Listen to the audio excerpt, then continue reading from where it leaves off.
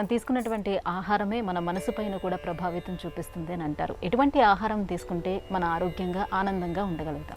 ఆయుస్సత్వ బలారోగ్య సుఖప్రీతి వివర్ధనా రస్యా స్నిగ్ధా స్థిరా హృద్యా ఆహారా సాత్విక ప్రియా.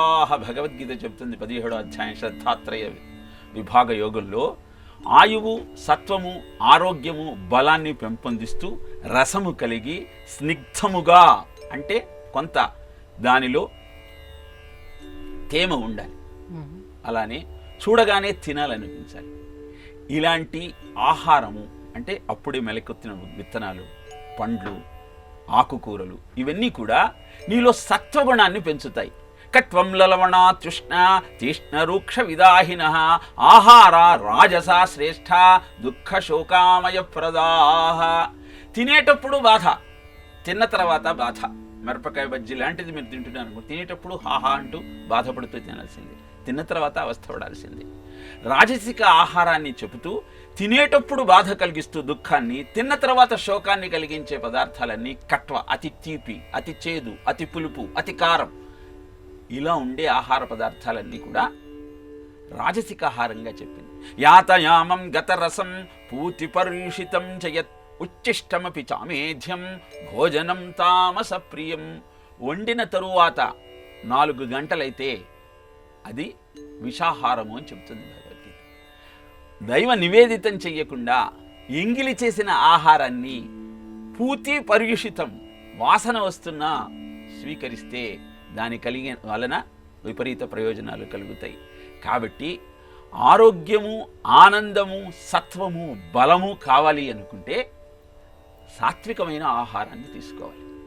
పండ్లు, కూరగాయలు తింటూనే అరిగిపోయి నీకు ఎనర్జీనిస్తే, ఇక మసాలాలతో కూడినటువంటి ఆహారము జీర్ణం కావడానికి ఎక్కువ సమయం పట్టి నిన్ను అవస్థపెట్టి దాహం బాగా కలగజేస్తూ ఉంటాయి. తిన్న దగ్గర నుంచి మంచినీళ్ళు తాగాలనిపిస్తుంది.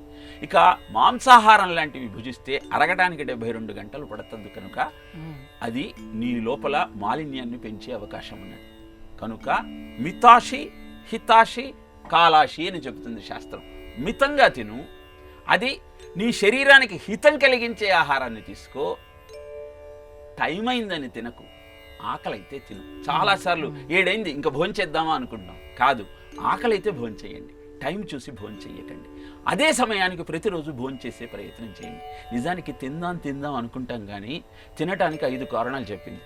మొదటిది ఆకలేస్తే తింటాం, అది ఆరోగ్యం. రెండవది ఆకలేస్తుందేమో అని తింటాం, అంటే మనం కృష్ణ ఎక్స్ప్రెస్ దూరం వెళుతున్నాం, అక్కడ లంచ్ టైంకి ఏమీ దొరకదేమో అని ఇక్కడే 4 ఇడ్లీలు తినేవాళ్ళం 8 ఇడ్లీలు తిని బయలుదేరుతాం. అక్కడికి వెళ్ళిన తర్వాత ఏ సమోసానో జాంకాయో కొనుక్కొని తినకుండా ఉన్నాం, ఎందుకంటే టైం అయింది, ఏదో ఒక తినాలని నీ జీవని నువ్వు ప్రేరేపిస్తుంది కాబట్టి. మొహమాటానికి తింటాం, అంటే ఎవరైనా ఇంటికి వెళ్ళినప్పుడు వాళ్ళు ఏమండి తినండి అని ఇస్తే అది తింటాం. రుచిగా ఉందని తింటాం, ఇక పారేయాల్సి వస్తుందని తింటాం.